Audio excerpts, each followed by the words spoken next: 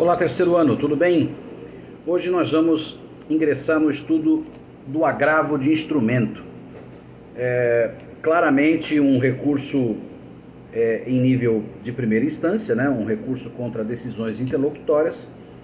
E para finalizar esse conjunto de recursos que a gente começou a ver já pela fase da primeira instância.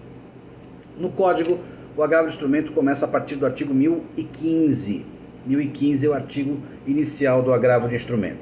Como sempre fazemos, nós sempre iniciamos fazendo duas perguntas. Qual é o cabimento do agravo de instrumento e qual é a adequação do agravo de instrumento? E, como sempre, o primeiro artigo de todos os recursos já retrata o cabimento. O artigo 1015, portanto, diz que cabe agravo de instrumento contra as decisões interlocutórias que versarem sobre dois pontos. Ou seja, nós já vimos quando estudamos apelação que o artigo 1009 estabelecia que o conteúdo da apelação seriam dois. Tudo aquilo que foi decidido na sentença apelada e também as decisões interlocutórias contra as quais não poderia a parte ter apresentado agravo na época própria, que se tratava daquelas decisões chamadas decisões interlocutórias irrecorríveis. O que acontecia com aquelas decisões interlocutórias irrecorríveis?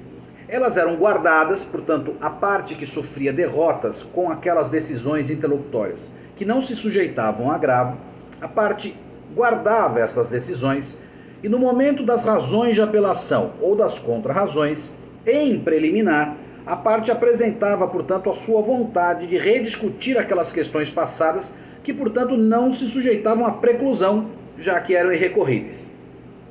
Isso agora volta a ser um assunto. Por quê?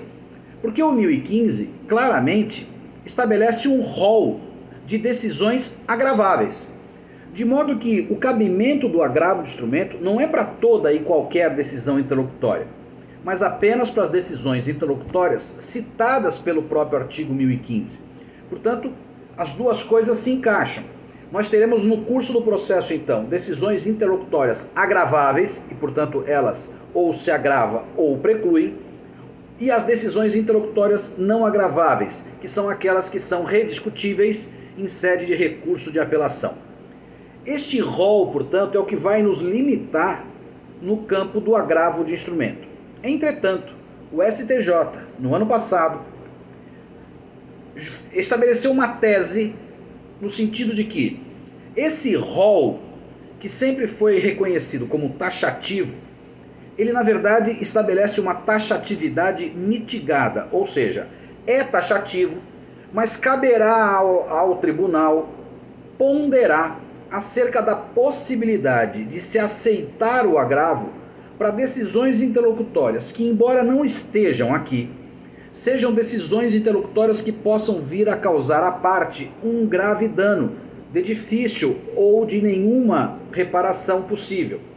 Portanto, há uma certa maleabilidade nesse rol taxativo que foi, de certa forma, relativizado.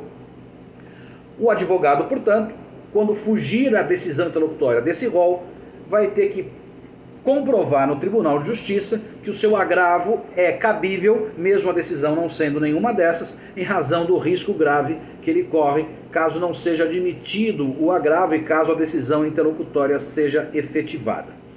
Vemos que, portanto, o legislador fez uma escolha. Qual foi a escolha? Separar as decisões interlocutórias em agraváveis ou não agraváveis, claramente para não ficar fazendo com que o processo ficasse sofrendo de soluço, né, de temporárias paralisações. Portanto, ao restringir as matérias agraváveis, ao que parece o processo segue com um curso mais célere, já que são menores as chances de terem decisões agraváveis. Qual é o risco? O risco é que, ao atrasar a discussão das decisões interlocutórias só para o momento do julgamento do recurso de apelação, a gente pode eventualmente ter uma decisão interlocutória que venha a ser declarada nula. E com isso, eventualmente, tudo aquilo que foi feito depois dela será anulado também. E então a gente no final gastou mais tempo do que se tivesse tido agravo desde o começo. Acontece que é estatístico. É muito pouca a chance disso acontecer de fato. Ou seja, numericamente, é muito improvável que essa situação aconteça. de modo que o risco, ao que parece, valeu a pena.